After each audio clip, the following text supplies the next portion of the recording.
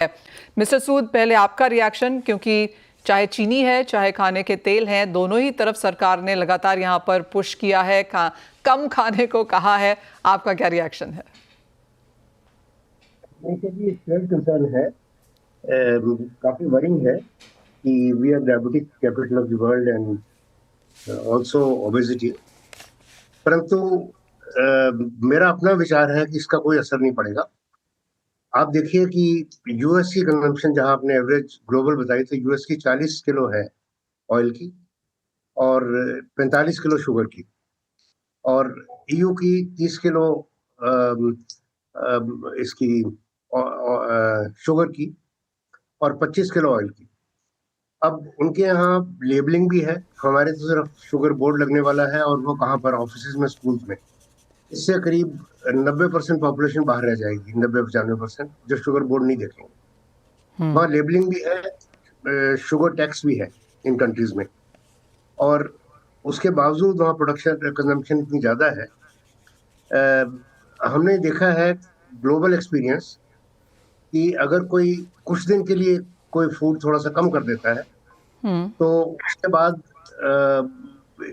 वो वापस आ जाते हैं। यही वेट लॉस में करते हैं, वो कम आ जाते, वापस आ जाते हैं, रिवर्स हो जाते हैं, बिकॉज फूड इतनी कंपल्सिव चीज है।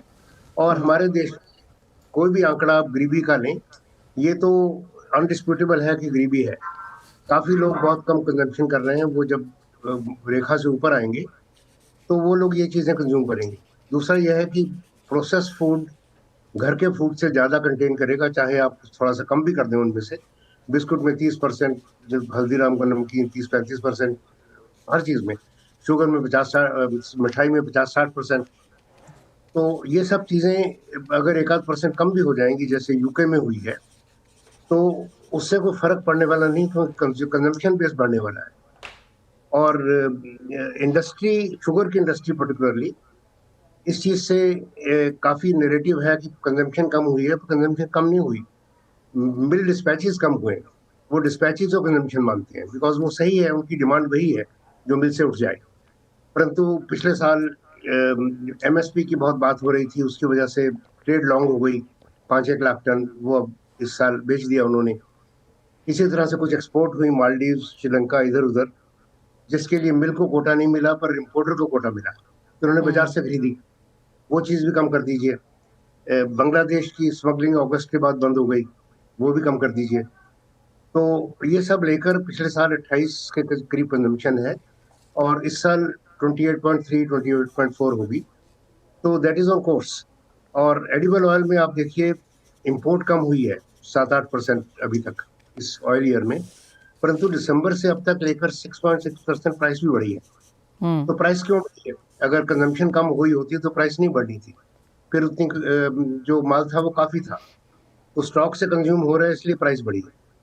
तो हमारे यहाँ भी कोई अंतर नहीं पड़ा किसी चीज का, और ये कैंपेन अच्छा है, होना चाहिए। परंतु क्या इसके अलावा होगा, वो मालूम नहीं। पर अभी तक एक्सपीरियंस, ग्लोबल एक्सपीरियंस के हिसाब से कोई फर्क नहीं पड़ सकता इनिशियली।